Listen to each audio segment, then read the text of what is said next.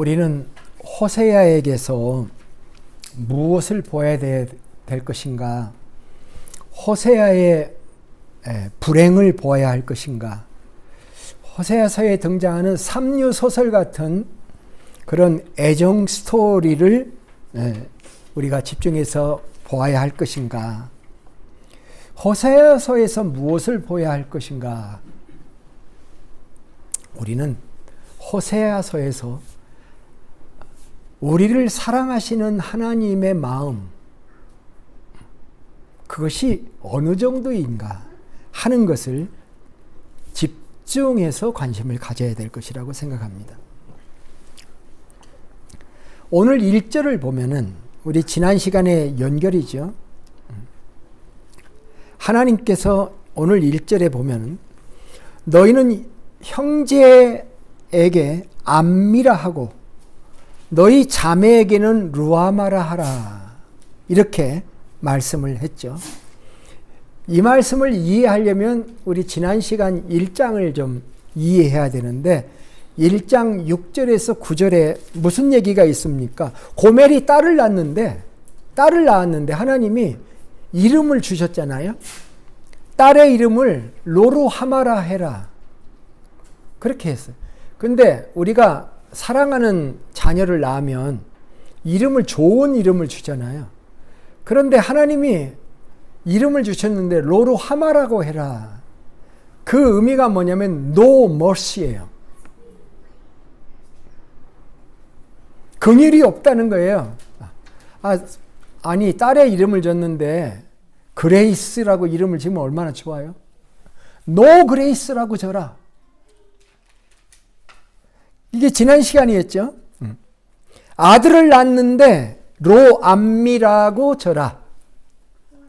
근데 그 로암미라는 뜻이 뭐냐면 내 백성이 아니다, 그 말이야. 아들을 낳았는데 내 아들이 아니다라고 이름을 줘라. 로암미라고 이름을 줘라. 그렇게 말씀한 것이, 그러니까 영어로 말하자면 아들을 낳았는데 포리기너라고 이름을 쳐라. 그 다음에 베스타드라고 이름을 쳐라. 사생아라고 이름을 쳐라. 이렇게 하나님이 하신 것과 같은 거예요. 참 부정적이고 어둡고 징그러운 이름 아닙니까? 그렇게 이름을 지으라고 한참 불렀는데, 그 이름을 사용했는데 어느 날 하나님께서 2장 2절에서 이렇게 말씀한 겁니다. 그거를 바꿔가지고, 히브리어에서 로자는 부정어입니다. 부정어. 그 로암미에서 로자를 떼고 암미라고 이름을 바꾸고, 로루하마에서 로자를 써서 루아마라고 바꿨어요. 노머시라는 이름을 머시로 바꾸고,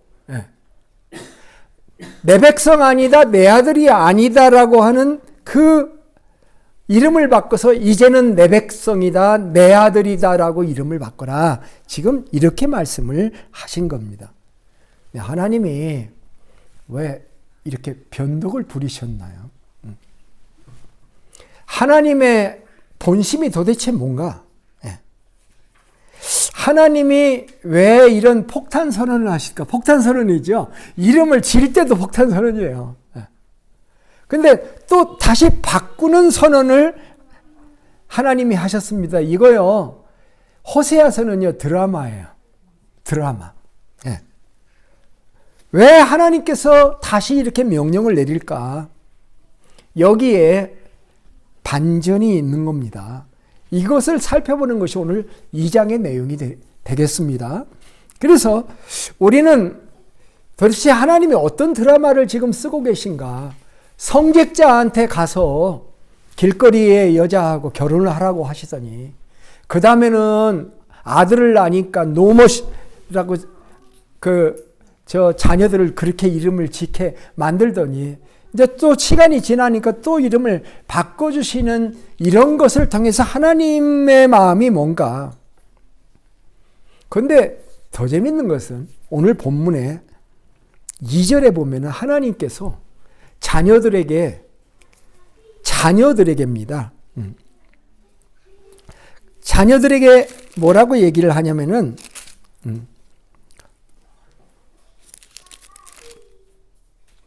너희 어머니와 논쟁하라 그랬잖아요. 2절에. 예?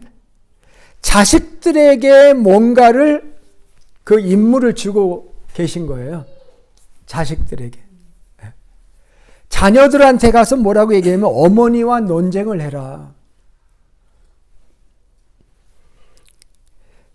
근데 논쟁을 뭘 논쟁하라고 해? 그는 내 아내가 아니요 나는 그의 남편이 아니라 이렇게 얘기를 합니다. 자식한테 가서 뭐를 논의하라는 거예요? 성경은요 가끔 토론을 장려합니다. 말씀을 들으면 입 딱 닫히고 듣기만 해라가 아니에요. 호세아와 동시에 살았던 이사야 선지자는 뭐라고 말했냐면 오라 우리가 변론하자. 여호와께서 말씀하시되 오라 우리가 서로 변론하자. 그렇게 말씀하셨어요. 변론을 기뻐하지 않는 하나님이 아니셔요. 변론하기를 원하시는 하나님이십니다. 그런데 이 본문에서 하나님이 자녀 보고 어머니하고 뭐를 변론하라고 지금 얘기를 하고 있냐고 하면은 이 자녀가 아들이 어머니한테 이렇게 얘기하는 거예요. 어머니한테 하는 말이 내가 우리 아버지의 자식 맞아요? 딸이 어머니한테 내가 우리 아버지의 딸 맞아요? 이거를 자식 보고 어머니한테 들이대보라고 하는 얘기잖아요. 변론의 내용이 바로 그겁니다. 예. 내가 진짜 아버지 아들인지 딸인지 어머니하고 좀 변론해라. 지금 그런 얘기를 하고 참 곤란한 얘기 아닙니까? 자식들이 이 문제를 부모에게 대든다고 하는 상황을 한번 생각해 보세요. 이 실제 상황이 참 힘든 상황 아닙니까? 그런데 여기서 끝나지 않고 하나님은 그 다음 요구도 하십니다. 그 다음 요구가 뭐냐면 그가 그의 얼굴에서 음란을 제하게 하고 그 유방 사이에서 음행을 제하게 하라. 여기서 그는요, 그녀예요. 영어 성경에 보면 she로 나와요. 자식 보고 어머니한테 고만 좀 하세요. 예? 이제 당신의 삶 좀 바꿔봐요. 예? 그렇게 자식의 입을 통해서 부모가 그 얘기를 들으면, 특별히 이 어머니가 그 얘기를 들으면 그 어머니의 마음이 어떨까요? 예. 기가 막히겠죠? 예. 그거를 지금 자식 보고 하라는 거예요. 이게 하나님의 말씀입니다. 자식이 부모를 바꿀 수 있을까요? 힘든 일이죠. 여기 주목할 만한 용어가 두 개가 나오는데 얼굴에서의 음란, 얼굴에서의 음란이라는 단어와 유방 사이에서의 음란이라는 두 가지 단어를 호세아 선지자가 씁니다. 얼굴에서의 음란이라고 하는 것은 무엇을 상징하냐면 짙은 화장을 의미하는 겁니다. 길거리의 사람들의 짙은 화장, 이런 것을 얘기하면서 참 이렇게 생각해 볼 수도 있어요. 하나님이 호세아라는 성직자를 고멜이라고 하는 여자하고 결혼하라고 명령해서 결혼해서 애를 낳고 살았는데, 3남매를 낳았는데, 이 고멜이 끼가 많은 여자예요. 그런데 이 끼가 가득한 고멜이 고리타분한 선지자와 만나서 결혼 생활을 했는데 그 결혼 생활이 얼마나 만족할 수 있었을까 하는 것을 한번 생각해 봐야 돼요. 어쩌면 매우 힘들었을 거예요. 그리고 이 문제가 처음부터 예견된 상황이었어. 결혼 생활에 문제가 있을 거다. 어떻게 보면은 하나님께서 호세아 선지자에게 준 호세아나 고멜이 정말 이 문제들을 해결해 나가기 쉽지 않은 명령이었을 거예요. 그런데 이게 비유입니다. 이게 비유 중에서도 직접 비유한 직유라고 하는 것입니다. 이 사건을 통해서 하나님은 우리를 향한 자기의 마음이 어떠한가 하는 것을 보여주려고 하는 것이 호세아서죠. 그죠? 공감 좀 해보라는 거예요. 내 마음이 이렇다. 나의 백성이 나를 이렇게 떠나가서 음란한 삶을 사는데 그것을 바라보는 나의 마음이 너희들이 가정생활에서 겪는 그 배신과 사랑의 아픔의 그 얘기, 그 아픔과 같은 아픔이 하나님이 나에게 있다. 그 얘기를 해 주시는 거예요. 공감 좀 해봐라. 성경 전반에서 얼굴을 꾸미는 화장이나 부끄러움을 모르는 얼굴은 모두 영적인 우상숭배와 연결되는 표현들이 강력한 시각적 언어입니다.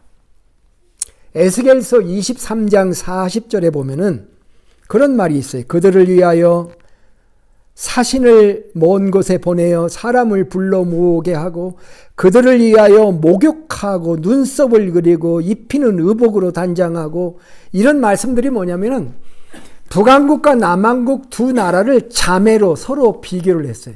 그 자매들이 화장을 하고 정상적인 것이 아닌 음란을 행하는 그것을 나라가 하나님을 배반한 것으로 묘사하는 그런 비유가 에스겔서에 등장을 하게 되는 것이죠. 진실한 남편인 호세아의 입장에서 보면 외도를 전문으로 하는 고멜을 향하여 얼마나 울분이 있겠습니까? 이것이 바로 자기 백성을 향하여 울분을 가지고 계신 하나님의 마음이다라고 얘기를 하는 것입니다. 반대로 이렇게 생각해 보시죠. 여자들이 많으니까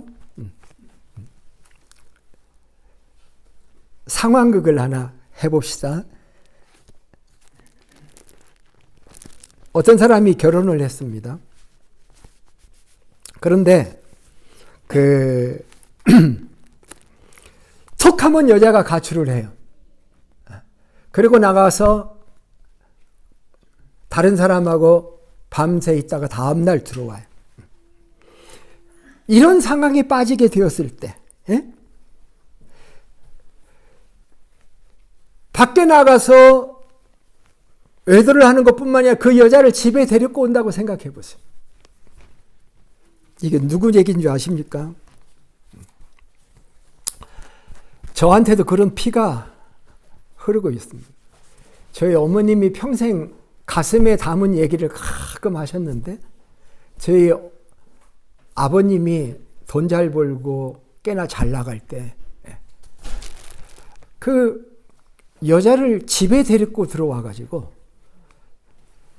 집에다 살게 하고 우리 어머니한테 그 여자의 밥을 해주도록 만드는 적이 있었어요. 여자의 마음속에 이게 한이지요. 그죠? 근데 그걸 다 겪어내셨나 봐. 그 과정을. 그거 얼마나 힘들었을까요? 예? 예? 내 고백을 했네? 몹쓸 남자지. 혼나야지. 우리 아버님이 말년에 어머니한테 얼마나 많이 당했는지 몰라. 큰 소리를 해도 끔찍을 못 하셔. 왜? 자기가 지은 죄가 있어서. 예? 참, 어머니는 가끔 이 얘기를 저에게 들려주셨어. 그래서 알았어. 그걸 누가 알아? 여러분, 하나님의 마음을 아시겠어요?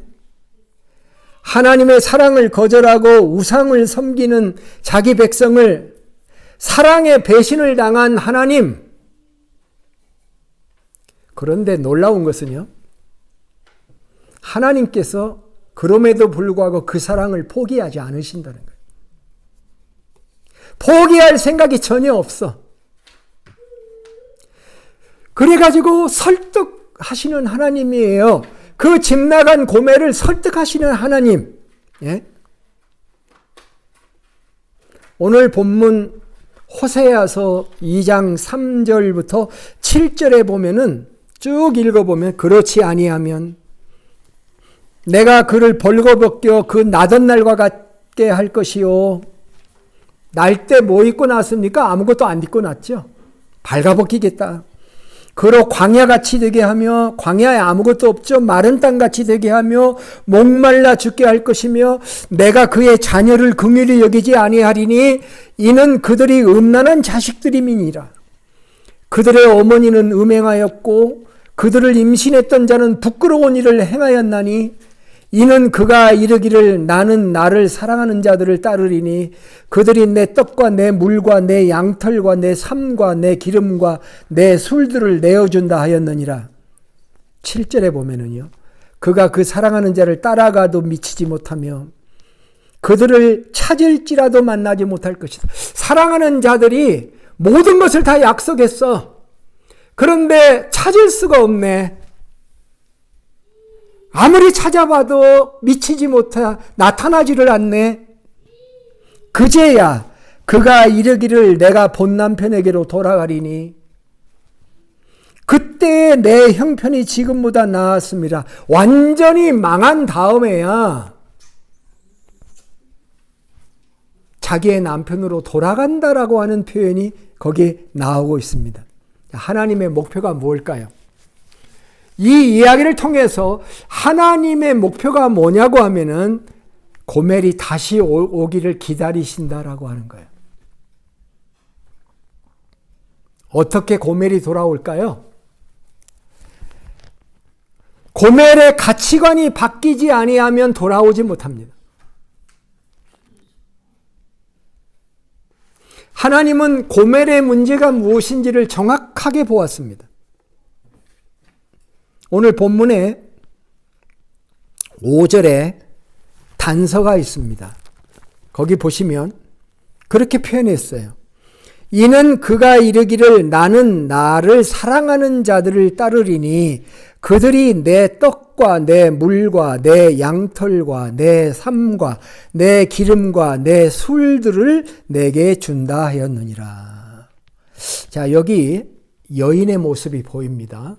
여인이 무슨 생각을 하고 있는지. 여기 보면은 나를 사랑하는 자들을 내가 따른다라고 하는, 우리가 가끔 결혼 상담할 때 내가 사랑하는 사람이 여자를 얘기할 때 네가 사랑하는 사람 말고 너를 사랑하는 사람하고 결혼해라. 그런 말도 있죠. 그죠? 근데 그의 의미는 네가 사랑하는 사람은 참 별 볼 일이 없어. 수입도 없고. 근데 너를 사랑해주는 사람은 뭔가 가진 게 많아. 그러니까 그렇게 사는 게 여자가 더 편한 거야. 그러니까 네가 사랑하는 사람 말고 너를 사랑해주는 사람하고 살아. 이런 얘기를 우리가 일반적으로 하잖아요. 근데 이 말씀하고 연결이 되어 있어요. 나는 나를 사랑하는 자를 따르리니 해서 이 고멜이 따라간 거예요. 따라간 겁니다. 근데 그 다음 말이 뭐예요? 따르리니 그들이 내 떡과 내 물과 양털과 삶과 기름과 술들을 내게 준다 하였느니라. 6가지가 나오는데 보세요. 떡은 밥입니다. 요즘 우리식으로 얘기하자면 밥과 물과 양털은 어디에 쓰는 거예요? 옷을 입는 거하고 관계가 있죠. 양털과 삶도 옷과 관계가 있죠. 먹을 떡과 물과 양털과 삶과 기름과 술은 즐거움을 주는 거죠. 당시 유대는 포도주가 물처럼 먹었던 그런 시대니까 어떻게 보면 우리가 일상생활에 필요한 그 필수품들이잖아요. 이거 없으면 못 살잖아요. 그러니까 도대체 어떻게 호세아의 가정의 경제 생활이 어떻게 되었었나 하는 그런 생각을 하게 됩니다. 생필품조차도 문제가 되었었는가? 호세아가 생필품조차도 공급을 못해주는 남편이었는가? 그래서 그것 때문에 그 남자들을 따라간 것인가 생각하게 만드는 그런 말씀입니다. 거기에는 금도 없고 은도 없어요. 생존에 필요한 생필품들이었습니다. 그런데 8절의 말씀을 보면 반전이 있어요. 반전. 곡식과 새 포도주와 기름은 내가 그에게 준 것이요 그들이 바알을 위하여 쓴 은과 금도 내가 그에게 더하여 준 것이거늘 그가 알지 못하는도다. 여기서 그는요, 그녀예요. 영어 성경은 she라고 했어요. 이 한글 성경은 이 he와 she가 좀 구분을 잘 못해. he도 그거, she도 그거고, 어떤 데는 그녀라고 표현을 잘 안 하고, 그러니까 she가 주어예요. 그 다음에 her가 반복돼서 나오고 있습니다. 예. 그러니까 곡식과 새 포도주와 기름은 내가 그에게 준 것이요 그들이 바알을 위하여 쓴 은과 금도 내가 그에게 준 것이거늘 그가 알지 못하는도다.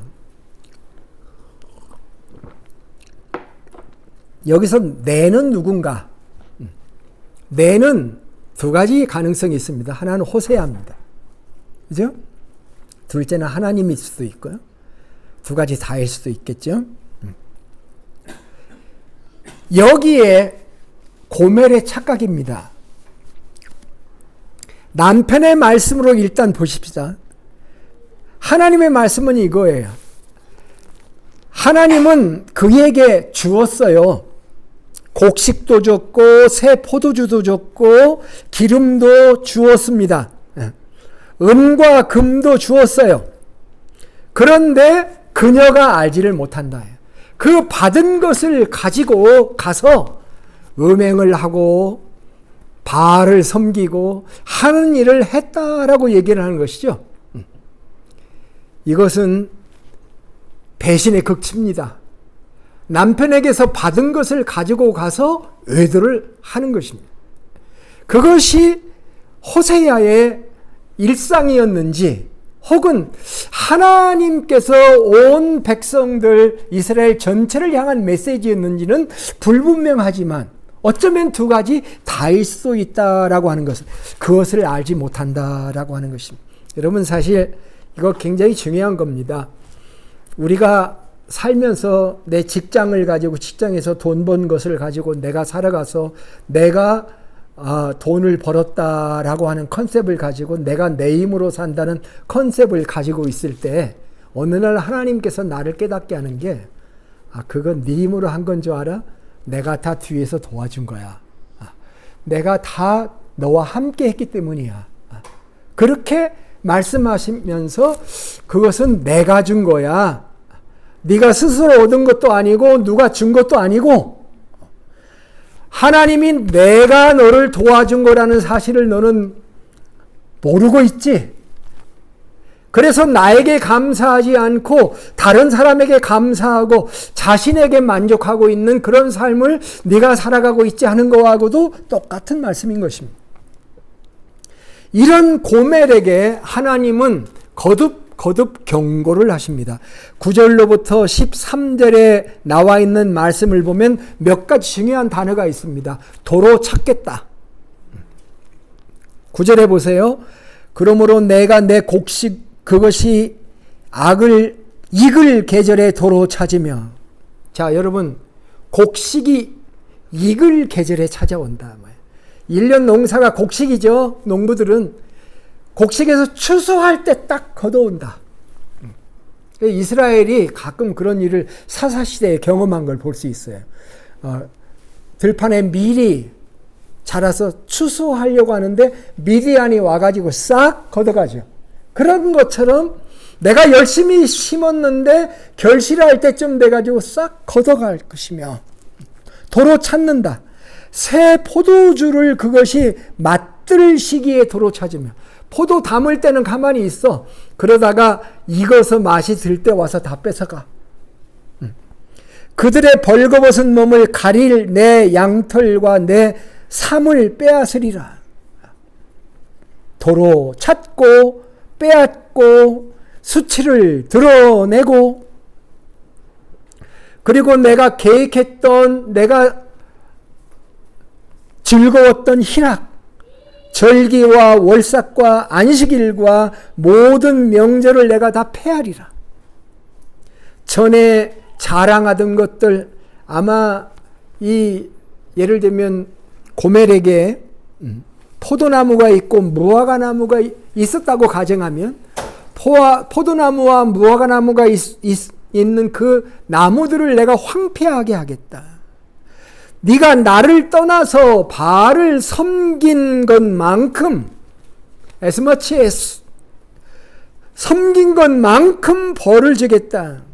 철저하게 발본색원을 하겠다고 하는 심판의 말씀을 들려주고 있습니다. 참 하나님 엄하시구나. 하나님이 엄히 심판하구나.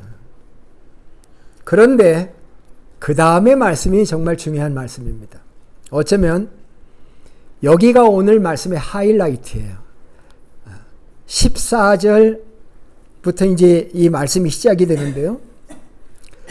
이런 상황에서 하나님께서 이 여인을 데리고 호세아가 그 여인을 데리고 그러므로 14절 보세요. 보라 내가 그녀를 타일러 거친 들로 데리고 가서 마을로 위로하고 거기서 비로소 포도원을 그에게 주고 아골 골짜기로 소망의 문을 삼아 주리니 그가 거기서 응대하기를 어렸을 때와 애굽 땅에서 올라오던 날과 같이 하리라. 하나님의 심판이 있어서 정말 삶이 살기가 어려워. 이리로 가도 막히고 저로 가도 막히고 뭐가 이루어질 것 같은데 그 마지막 순간에 날아가고 이런 상황 속에서 하나님께서 그를 데리고 가셔요. 어디로 데리고 가냐면 거친 들로 데리고 가셔서 텅 빈 들을 바라다보게 하시면서 하나님이 그녀를 위로하시면서 비로소 그녀의 포도원을 다시 되돌려주고 소망의 문, 지금까지는 소망이 보이지를 않았는데 소망이 보이기 시작하는 소망의 문을 열어주시고 마치 소망이 생기는데 어느 때까지 생기냐면 이집트에서 해방돼서 출애굽할 때 그 희망과 감격의 그때의 모습같이 그 여자의 마음에 소망의 문을 열어주시는 예? 거기서 하나님께서 원하는 게 뭐냐면 16절 보세요. 여호와께서 이르시되 그날에 네가 나를 남편이라 일컫고 다시는 내 바알이라 일컫지 아니하리라. 내가 바알들의 이름을 그의 입에서 제거하여 다시는 그의 이름을 기억하여 부르는 일이 없게 하리라. 그날에는 내가 그들을 위하여 들짐승과 공중의 새와 땅의 곤충과 더불어 언약을 맺으며 또 이 땅에서 활과 칼을 꺾어 전쟁을 없이 하고 그들로 평안히 눕게 하리라. 이 말씀 속에는요, 하나님이 원하시는 게 뭐냐면 하나님을 떠난 내 백성, 고멜로 표현된 고멜에게 하나님이 원하시는 것이 뭐냐면 그 고멜이 하나님을 내 남편이라 부르기를 원해요. 고멜이 호세아를 이제 비로소 깨달은 거예요. 그동안 나를 돌보아 주었던 모든 것이 나를 사랑했던 지금은 만날 수 없고 사라져버린 그 사람들이 아니라 내 남편이었다라고 하는 사실을 깨닫는 것처럼 이스라엘 백성들이 자기를 축복해 주었던 그 존재가 바알이 아니라 하나님이었다는 것. 여기에 그 언어 유의가 있는데 네바알, 바알리라는 말인데 네바알, 나의 남편이라는 표현이 이제 등장을 하게 되는데요. 예, 언어 유의를 한 거예요.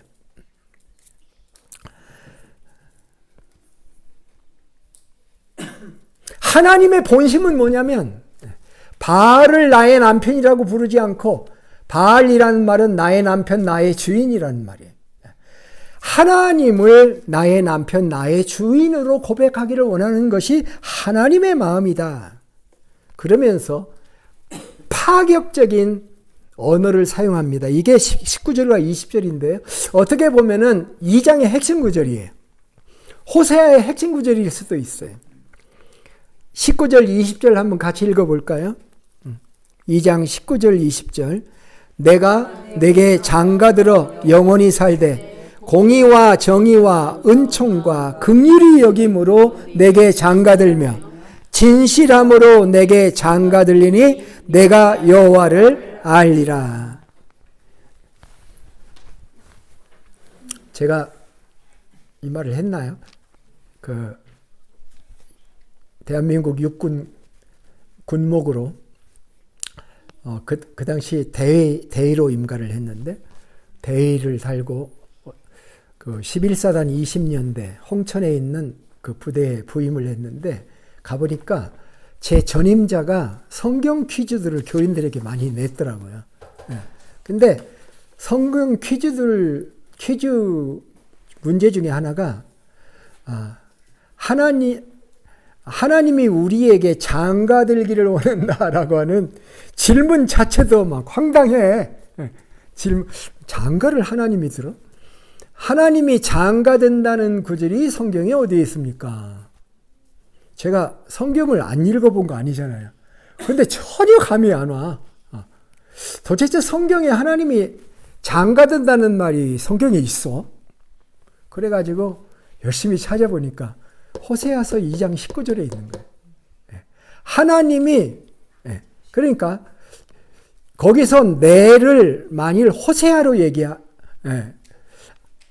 할 수도 있고 하나님으로 얘기할 수 있는데 하나님이 더 맞는 것 같아요. 여기서는 하나님이 내가가 하나님이에요. 하나님이 네게 이 고매를 의미하기도 하고 영적 음란에 빠져 있는 이스라엘 백성을 의미하기도 한단 말이에요. 그 장가들기 들어가지고 영원히 사는데 참 장가가 뭐예요? 장가간다. 그 순수 한국말이라고 그러더라고요. 장가든다. 근데 한자로 그 특별히 얘기를 하자면 장가가 장인의 집이라는 거예요. 장인. 그래서 장인 집으로 들어간다. 결혼한다의 의미라는 거야. 그 중국어 성경에 보니까 취라고 하는 취해드린다. 대릴 사이의 컨셉이 거기 있더라. 어쨌든 결혼한다는 거예요. 하나님이 결혼하기를 원하신다라고 하는 말이 여기에 등장한다는 거예요. 이게 3번 반복하잖아요. 2절에. 내가 내게 장가들어라는 표현이 3번이나 여기 등장합니다. 히브리어에서는요. 3번을 강조하면 우리가 영문법 배울 때 원급, 비교급, 그 다음에 뭐죠? 원급, 비교급, 최상급. 이렇게 3가지가 있잖아요. 3번을 강조하면 최상급의 강조를 얘기하는 거고 완전함을 뜻하는 것이죠. 이게 장가들기 원하시는 하나님이라는 이 표현. 이 표현이 우리에게 의미하는 것이 무엇입니까? 하나님은 오늘 말씀의 제목이 우리와 깊은 관계를 맺기를 원하시는 하나님이다. 이 세상에서 가장 깊은 관계가 뭐예요? 남녀의 깊은 관계가 뭘까요? 결혼 관계 아닙니까? 그죠? 거기에 결혼 관계와 사랑의 깊은 관계로 들어가는 것처럼 하나님은 우리 한 사람 한 사람과 깊은 관계를 맺고 싶어 하신다. 그냥 하나님은 일반적으로 우리 모든 사람을 사랑해. 대통령이 나는 국민을 사랑해요. 그 다음에 아미들이 자기가 따르는 그 슈퍼스타한테 사랑해요 하고 보내는데 그 사랑해요가 뭐예요? 1대1 관계가 아니잖아요. 그냥 립 서비스잖아요. 그것 때문에 슈퍼스타들이 조금만 인기가 떨어지면 자살해요. 세상을 다 잃은 것처럼. 하나님은 우리와 1대1의 관계를 맺기를 원하시고 우리를 사랑하시는, 그러니까 어느 정도 관계를 맺느냐, 장가드는 것 같이 깊은 관계, 영원히 장가들어 라고 말씀을 하고 있는 거 아니겠습니까? 그런데 그 나에게 장가 오시기를 원하는 하나님이라고 한번 생각을 해볼 때 도대체 그 하나님은 그 결혼 지참금을 뭘 준비해 오시는데 라고 생각할 때 이게 장가들기 원하는 하나님이라는 표현을 영어 성경에서는 약혼하기 원하시는 하나님이라는 표현도 있어요. 공동번역 같은 게 보면 약혼이라는 의미도 있기 때문에 약혼하기를 원하시는 하나님인데 약혼의 지참금으로 몇 가지가 있어요. 여러분 약혼하고 결혼하셨을 때 어떤 선물을 남편으로부터 받으셨습니까? 그런데 오늘 본문에 등장하는 나에게 장가오기 원하시는 하나님이 가지신 지참금이 뭐냐면은 뭘까요? 오늘 본문의 19절을 한번 다시 보세요. 내가 내게 장가들어 영원히 살되 공의와 정의와 은총과 긍휼히 여김으로 내게 장가들며, 그 다음에 또 있어요. 20절에 진실함으로 내게 장가들리니 내가 여호와를 알리라. 자, 내 신랑 되시는 하나님은 어떤 지참금을 가지고 계신, 그리고 어떤 인격을 가지고 계신 하나님이냐라고 얘기했을 때 첫째 공의가 등장합니다. 공의는 올바름이라는 뜻입니다. 도덕적인 공평이라는 뜻입니다. 하나님은 올바른 분이시고 도덕적으로 공평하신 하나님. 그 다음에 정의.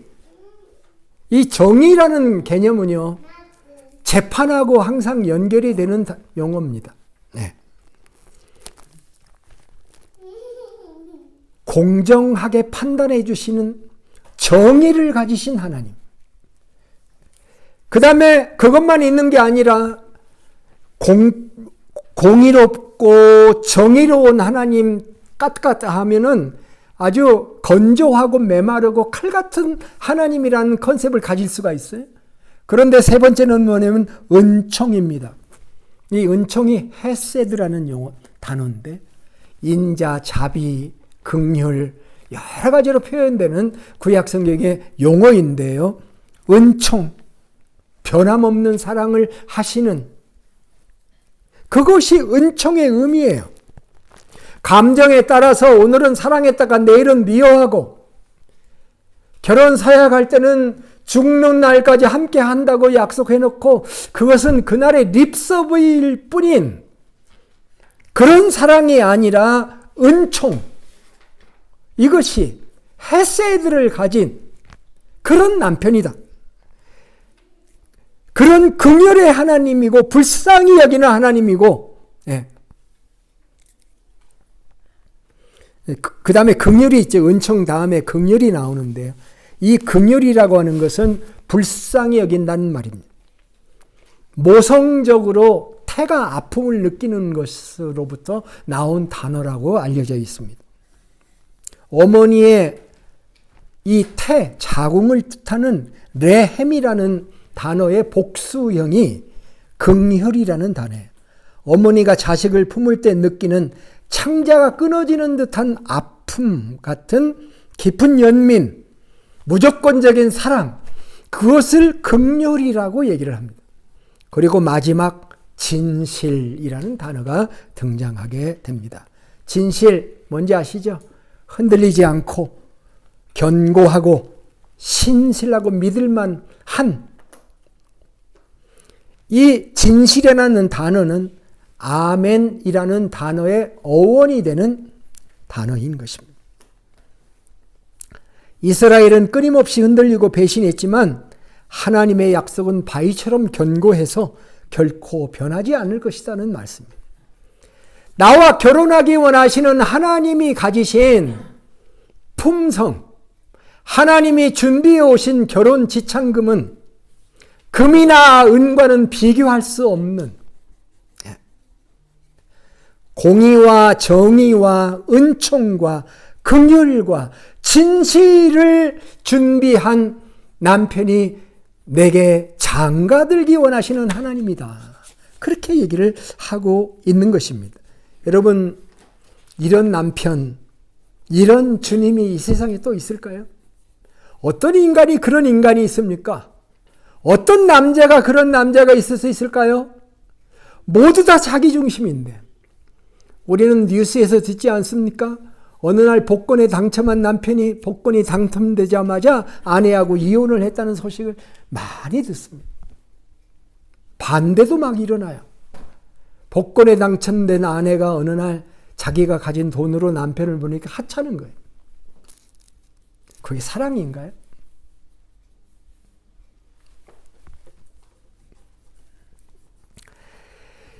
네가 나를 알게 될 거다. 나하고 장가들어서 결혼 생활을 하게 되면 네가 내가 어떠한 사람인 줄을 알게 될 거다. 네가 여호와를 알리라. 20절 끝에 선언이 그거예요. 내가 여호와를 알리라. 안다는 말이 야다라는 말인데요.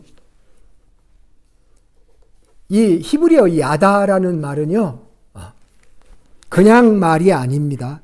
부부간의 가장 친밀하고 인격적인 경험적 연합, 성생활을 포함해서 그것을 통해서 완전히 사람을 아는 인식, 그것을 야다라고 하는데, 네가 나와 결혼하면 내가 누구인지를 알게 될 거다. 그렇게 말씀하고 있는 거예요.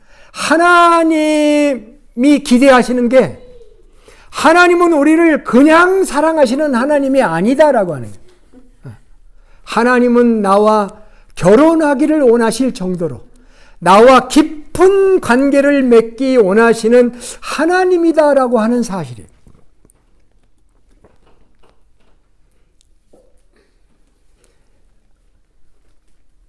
이런 남편을 인정하고 받아들이고 이 남편을 예배하고 주라고 부르고 남편이라고 부를 수 있는 그런 믿음을 소유하시기를 주님의 이름으로 축복합니다. 그날에 그렇게 고백을 하게 될 때, 하나님을 나의 남편이라고 고백하는 것처럼 고백할 때, 하나님이 나의 주님이라고 고백을 할 때, 내가 지금까지 살아간 모든 것은 내 힘과 내 능력으로 된 것이 아니고 주님께서 다 주신 것이었다는 것, 그 사실을 인정하고 남편에게 제대로 돌아왔을 때 하나님께서 주시는 가장 완벽한 결과 한 가지가 뭐냐면 21절부터 23절에 나와 있는 말씀입니다. 21절부터 22절에 보면은요, 똑같은 단어가 계속 반복되고 있습니다. 자, 21절 보세요. 여호와께서 이르시되 그날에 내가 응답하리라. 나는 하늘에 응답하고 하늘은 땅에 응답하고 땅은 곡식과 포도주와 기름에 응답하고 또 이것들은 이스라엘에 응답하리라. 그럼 무슨 단어가 나와요? 응답, 응답, 응답, 응답. 그날에 응답하리라. 그날이 어떤 날이냐?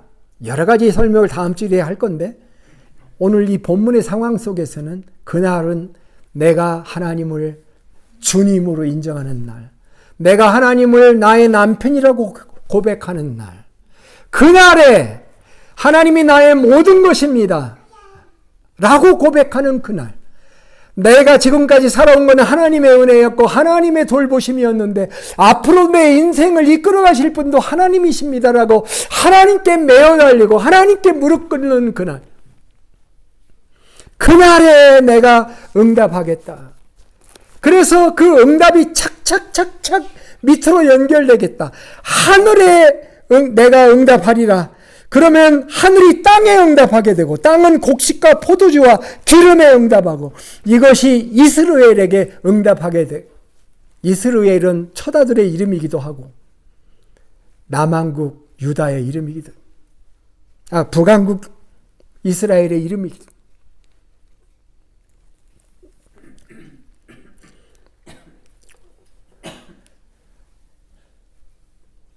내가 나를 위하여 그를 이 땅에 심고 그녀를 이 땅에 심고 긍휼히 여김을 받지 못하던 자를 긍휼히 여기고 내 백성이 아니었던 자를 향하여 이르기를 너는 내 백성이라 하리니 그들은 이르기를 주는 내 하나님이시라 하리라 하시니라. 우리는 이 말씀에서 응답이 어떻게 일어나는지를 생각해 봐야 됩니다. 하나님의 응답은 한번 따라서 해볼까요? 하나님의 응답은 하나님을 사랑하는 사람에게 주어지는 것이다. 하나님을 사랑함이 없이 하나님께 나의 필요를 구하고 내가 지금 살고 있는 모든 것이 누구에게서 온 것인지도 모르고 자신에게 모든 것을 주신 일을 알지 못하고 하나님을 단지 내 필요할 때 물건을 채워주시는 분으로 인식하는 그런 우리의 연약한 믿음을 가지고는 우리가 하나님 앞에 분명하게 서지를 않는 것입니다. 호세아 이후에 한 100년 되었을 때에 에레미야 선지자라고 하는 사람이 나왔는데요. 에레미야 선지자가 에레미야서 2장 13절에서 정말 유명한 말을 합니다. 뭐라고 얘기하냐면 내 백성이 두 가지 악을 행한다.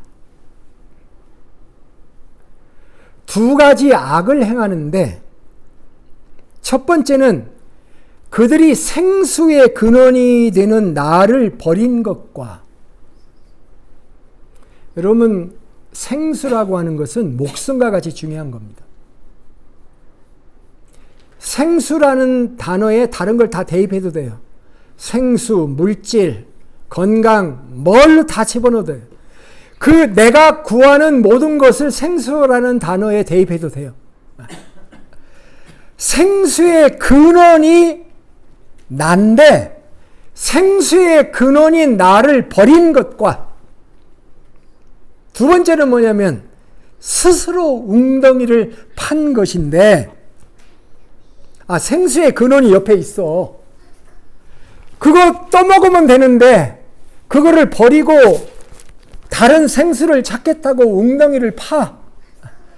그래서 거기다 물을 갖다 부어. 그런데 그것은 그 물을 가두지 못할 터진 웅덩이니라. 어떻게 보면 인간들이요 이 짓을 하고 있어. 하나님을 떠난 사람들이 하는 일이 바로 그 일이야. 생수의 근원인 하나님을 버리고 터진 웅덩이와 같은 다른 샘을 파고 있는 인생들을 향해서 그것을 악이다. 두 가지 악이다라고 말씀을 한 것입니다. 오늘 말씀을 마무리하겠습니다.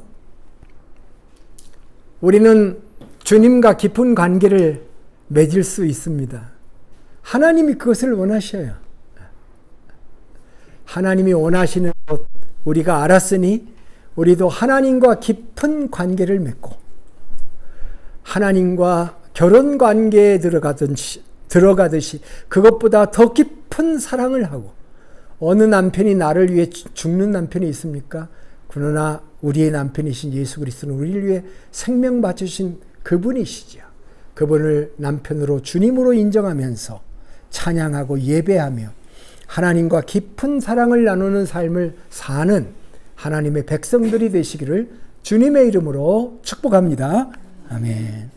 기도하겠습니다. 아버지 하나님, 은혜를 감사합니다. 오늘 주신 말씀을 저희들이 받습니다. 이 말씀으로 주님과 더 깊은 사랑의 관계에 들어가기를 원합니다. 주님 감사합니다. 올바르시고 정의로우신 판단을 하시며 변함없는 사랑과 불쌍히 여김, 그리고 끝까지 변하지 않는, 흔들리지 않는 신실하신 우리의 주님을 우리가 믿게 해주시니 감사합니다. 우리의 남편으로 신랑으로 삼고 우리의 주님으로 인정하며 영원토록 주님과 사랑을 나누는, 교제를 나누는 하나님의 백성들 되도록 인도해 주시옵소서. 존귀하신 예수님의 이름으로 기도드립니다. 아멘.